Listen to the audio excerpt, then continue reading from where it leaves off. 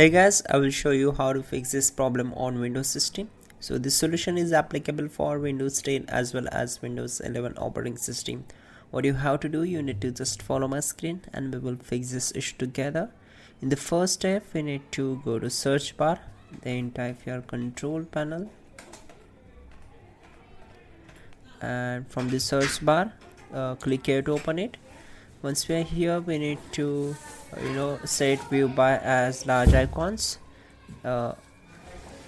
category, then click on network and internet, then select network and sharing center.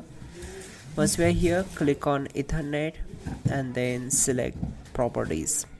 On this window, select internet protocol version 4 TCP IPv4.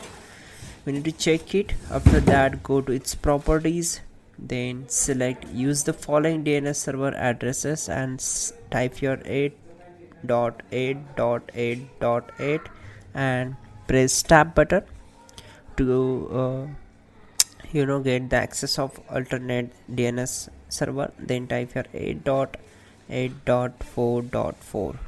Once done, click on OK. Close this window, close all windows one by one, and simply restart your system and your problem will be solved.